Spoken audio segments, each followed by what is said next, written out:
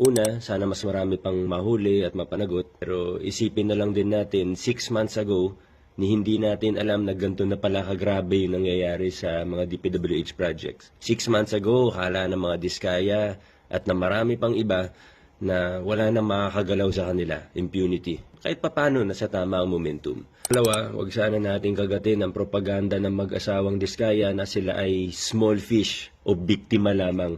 Sabi ng AMLAC, mahigit 180 billion pesos ang pumasok sa mga bank account nila.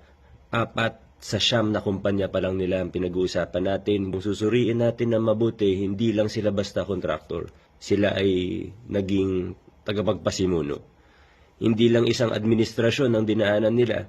Lagi nilang pinupuntahan yung mga congressman, nagpapamiting ng mga chief of staff, tapos pinipresenta nila yung mga available na DPWH budget, lantarang nag-aalok ng advance, porsyento, SOP. Pangatlo, sabi ni Madam Sara, paano yung mga anak ko? Huhu. Sana naisip niyo yan bago niyo dinamay ang mga anak ninyo sa mga kalokohan ninyo. Pangalan pa lang ng korporasyon, ginawa lang santo, pero St. Gerard, St. Timothy, St. Matthew, pati yung YPR. Si Matthew Carl, binili ang St. Matthew Corporation, 18 years old noong 2022, sa halagang 245 million pesos. Sana all may 245 million noong 18 years old. Hindi bababa sa 17 billion ang naging infra projects na nito. Si Gerard William Francisco, 18 years old, 2021, nagparehistro ng one-person corporation, Waymaker General Contractor. 50 million pesos authorized capital stock, 12 million pesos paid up capital. 2023 alone, naka 3 billion pesos ito. Property, ibang usapan pa yan. Mr. and Mrs. Diskaya, hindi lang kayo nagnakaw. Tinulungan at tinuruan ninyo ang mga anak ninyong magnakaw. Sana magsisi sila, at magsabi na ng buong katotohanan. Pero sa nakikita natin, parang wala talaga silang pagsisi. Patuloy pang nagsisinungaling. Paiba-iba ang kwento. Nung una, yumaman sa DPWH. Sa dulo, maliit ang kita sa DPWH. Minsan, lugi pa daw.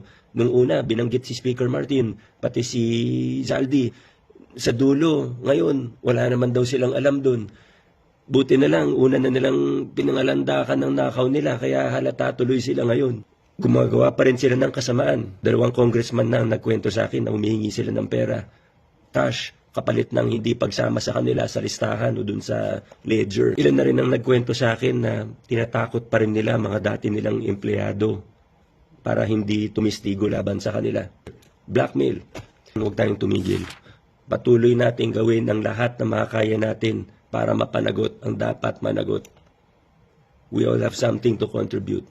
Let's all do our part.